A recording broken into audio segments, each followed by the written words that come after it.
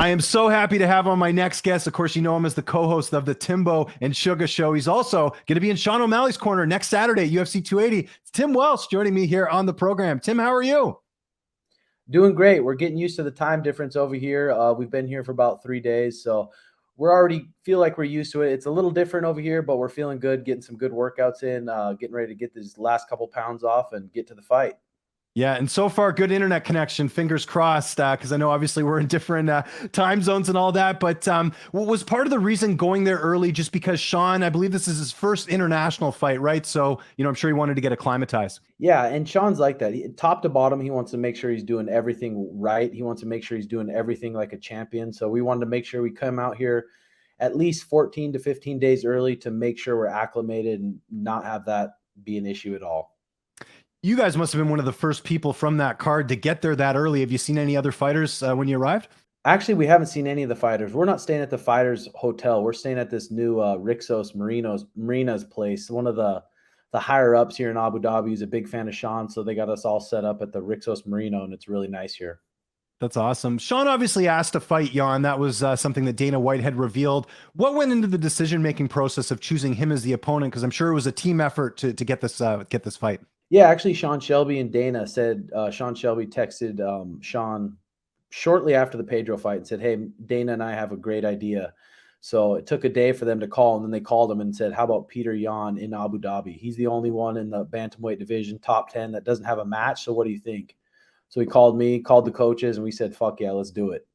Love it. Yeah, it's a really exciting fight. Obviously going to be taking place next week. Was there any talk about it being 5 rounds? I know obviously there's a lot on the line here for both Sean and Petr going into next Saturday.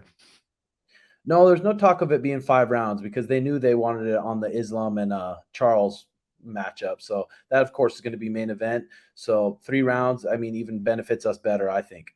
Yeah, I would agree. I was going to say maybe he gets the Diaz treatment. We've seen both Diaz brothers get 5-round fights, right? So figured maybe Sean could have had some pull, but I guess like you said, probably favors Sean a bit more with it being a 3-round fight, right? Yeah, I definitely think so. I mean, Peter's a Terminator. He finishes all these people in the later rounds. He always turns it on in the later rounds. He tries to get reads on people, and trying to get a read on Sean in 15 minutes is really hard. We've had high-level sparring partners from the UFC, from all over, try to spar Sean, and they sparred him for a long time, and they still have trouble figuring him out. So having Petr try to figure him out in 15 minutes is going to be a real problem. Has there been anything different this camp for Sean going into this matchup, just with it being Jan, a guy who lost a very close fight to Aljamain Sterling his last time out? A little bit. We got dialed in, I mean, probably more like 10 weeks out than usually we do, about 8 to 6.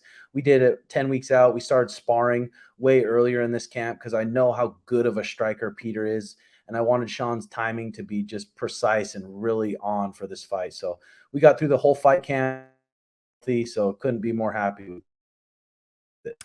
With you being a coach to Sean, a friend, a teammate, I'm sure it's hard to balance things with Sean being a father, with him, you guys both creating content. How do you go about balancing that? Because that's a lot on anyone's plate to deal with going into a big fight like this. Yeah, I mean, I think we do a pretty good job of it. We're pretty good at separating our friendship and coaching. When it's time to coach and when it's time for him to be coached, we're good at kind of turning that off. And then when it's time to be friends outside of practice, we're good at that too. But really, it hasn't been too bad. We both love to be in the gym. We both love training. We both love kind of eating healthy and treating our bodies healthy. So it's really not that bad because we love what we do. Petr's obviously a formidable opponent, a great opponent, highly ranked. There's been a school of thought with Petr that he is a slow starter, and that's something that Sean can take advantage of because we've seen a lot of early finishes from O'Malley. Do you subscribe to that theory that Jan is a bit of a slow starter? Yeah, I mean, he's such a durable guy, so he can get away with being a slow starter like that. And there's really no holes in his game. So he has such good defense that he's able to kind of get reads on people. But I think he's going to have a lot of trouble getting reads on Sean in 5 minutes. And especially if Sean gets started with his striking and stuff, I think it's going to be hard for Petr to catch up, but we're going to find out. Who are some of Sean's main training partners leading into the fight? We had some great training partners from this fight. We brought this young kid named Jack from England. We had Mario Bautista, as always. We had he's an LFA up-and-comer. I think he's 3-0 with some good knockouts, lots of tricks. But we had sparring partners that weren't afraid of Sean, that were really trying to go after him, that were very tricky, and Petr Yan, similar height. And we also got some work in with Luis Orodondos. I'm pretty sure his last name is. And he's a 13-0 professional boxer, over 100 amateur fights, very skilled and very tactical boxer. So we had some very good training for this fight. Does the weight cut get altered with the fact that, obviously Sean's traveling, you guys are there nice and early? Like, did you plan ahead with meals and all that? Cause I know it's not the same as in North America. Yeah, he's getting taken care of with some meal prep companies out here, and made sure he was very strict on his diet throughout this camp because we knew we were going to be traveling. We knew we were going to go into a foreign country that we've never been to before. So his weight is right on track where it usually is. Without giving too much with the game plan there, how do you envision the fight playing out on October 22nd? Like I said, Sean's prepared mentally and physically to go 15 minutes with Petr. He's ready to die out there. He knows how tough Petr is. But if I had to put money on it, and if I was to guess, I would guess Sean's going to knock him out. Love it. Love it. Obviously you're paying attention to the other fight on this card, the bantamweight title fight, Aljamain Sterling, TJ Dillashaw. Who do you see winning that fight? Cause that very well could be Sean's next opponent with a win on Saturday. I think if you make one mistake with Aljamain and you let him get on your back, it's going to be hard to get out, and he's going to finish the round on your back. So I'm curious to how TJ's a Division I wrestler. He's a very athletic, scrambly guy. I think TJ has more tricks on the feet, so I see TJ winning the fight by decision. I mentioned, title implications with the win here. I think there's a school of thought that if Sean does win this, that, he could make a case for a title shot. And it's something that I asked Aljamain Sterling, and he's like, look, Sean's a big name in the weight class. Have you been told anything from the UFC about the implications of a win here at UFC 280? No, the UFC hasn't said anything about a title shot or anything after this fight, but like I said, if Sean puts Petr away, then there's really no denying him. I know you think maybe Sterling, Dillashaw might have the edge in the main event, or in the co-main event, I should say. How does Sean match up against Dillashaw if they were to fight? Because I'm sure you're scouting future opponents as well. I mean, Dillashaw is going to be a handful for everyone. He after that huge layoff, he came back and just looked great against Corey Sandhagen, and he's got a lot of tricks. He's very confident. But like I said, Sean's very long and he's very precise with his punches. So I think Sean could piece him apart and possibly knock him out also. And same question, if it's Sterling who ends up winning, how do you look at that from a style perspective? Because Sterling's got a really good ground game. Yeah, I mean, for the past 6-7 years, we've really been grinding on the ground with the best people we can find, the best wrestlers, the best jiu-jitsu guys on the planet. We've been trying to find them and just grapple with them and grapple with them and grapple with them, because we know that the top of the guys, I mean, the top people are going to be very good grapplers, and they're going to try, and they think that Sean's weakness is going to be on the ground. So we've been preparing for Aljamain Sterling for the last 5 years, in my opinion. So we're definitely going to be ready for it. This is a really big fight, obviously. One of the biggest, probably the biggest in Sean's career here. I want to go back on memory lane a little bit and go all the way back to the beginning with you and Sean. I know you're both from Montana. How did you guys end up becoming friends and creating this great, friendship and being teammates and coach and trainer? Yeah, I moved down to Phoenix with my girlfriend to train with Benson Henderson. He was the champion at the time, and I started training at the MMA lab. And then I went back to Montana, to my hometown, to commentate some fights. And I saw Sean do a kickboxing match when he was 16 years old, and I kind of had my eye on him, and I was like, oh, he's a pretty athletic kid. He looks like he's having fun, but most people don't stick with it. I came back 2 years later, and he was fighting a division college wrestler. And I'm like, I know the gym he trains at, and I know they're just not super solid on the ground. This college wrestler is probably going to beat him up. And then Sean armbarred the kid in the first round. So at the after party, I went up to Sean and said, hey, I kind of see you have a lot of talent and that you love the sport. Do you want to come stay on my couch for a week and train at a real gym?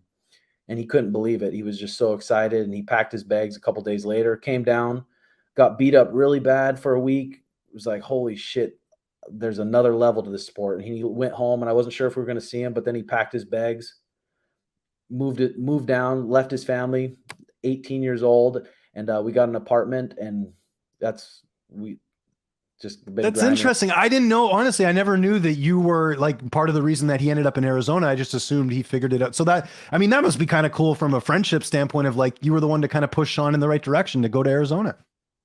Yeah, I mean, it's been pretty crazy, but it's just all been from just consistent hard work. That's all it's came from. But to see where we're at now, it's been pretty awesome. And if we can take out the number one guy in the world, it's going to be a super special night next weekend.